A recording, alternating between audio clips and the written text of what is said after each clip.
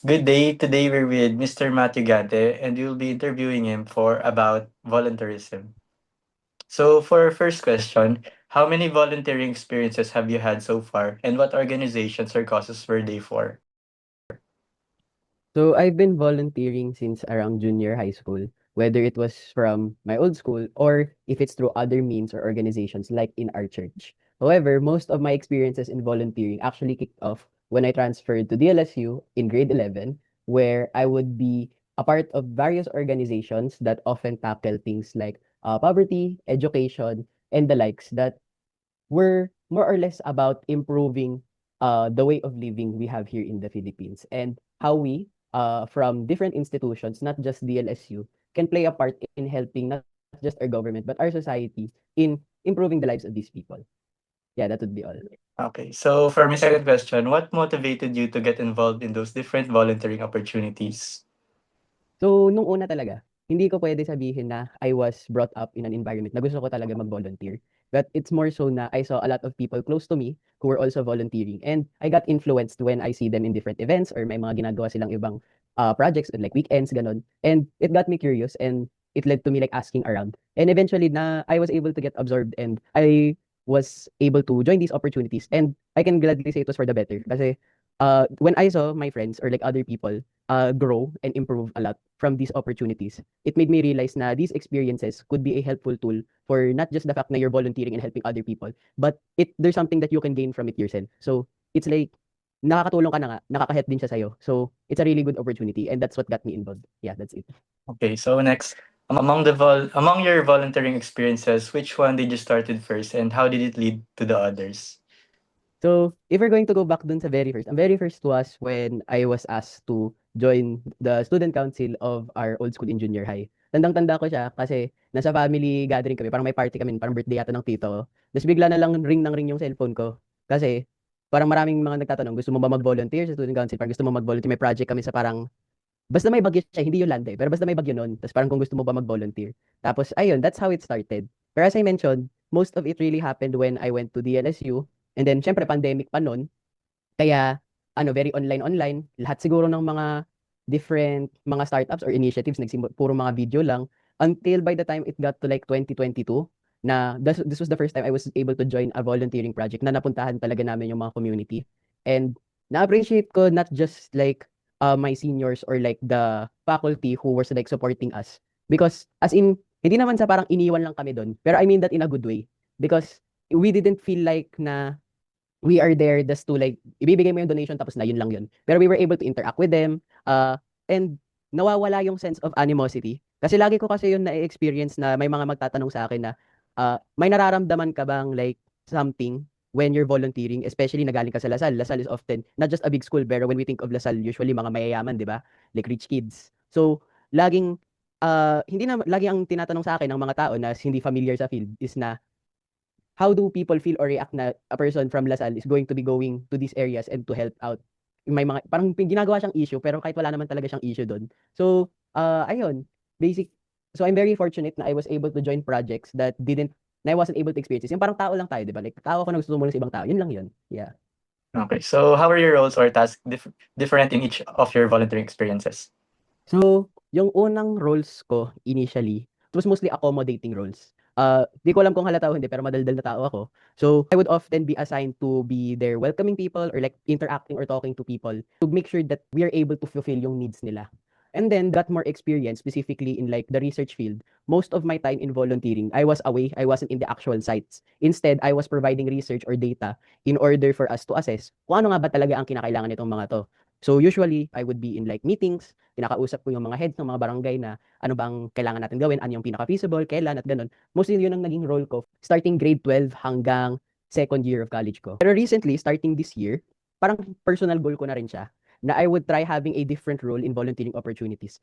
Okay, so which of your volunteering experiences do you consider the most meaningful and why? So sa Lasal kasi, may tinatawag kaming service learning. So instead of magkakaroon ka ng exam or performance task, ang gagawin minsan one or more than one subject, magko-combine sila at magko-collaborate. And ang magiging output mo is you have to create something that will help a specific community. So very meaningful to sa akin kasi nga this was 2022 and it was the first time I really got to interact and talk with like members of the community. So nasa ano siya, sa Navotas. And I was assigned dun sa research part dun. And the reason why it stuck with me is because I had a lot of research telling me na Navotas nung unang panahon is actually one of like the richest lands or places in Manila. Pero over time, because of things like, corruption or other issues and calamities, hindi siya parang binigyan ng attention. And because of that, the place itself got left behind. So, I felt na it was really unfortunate, especially when I talked to like the parents who were looking for a second job, yung mga bata na nagtatrabaho na at an early age, yung tipong dapat naglalaro at nag-e-enjoy lang sila, pero ang mga tinatanong sa'yo is na, kuya, saan makahanap ng trabaho kaya? Or may alam ka bang ganito, ganyan? So, it's very meaningful sa akin, not just because it was my first, but because it really opened my eyes to many realities a lot of Filipinos in our country face. Yeah, that's it. Okay, so what challenges did you face in any of your volunteering experiences, and how did you handle them?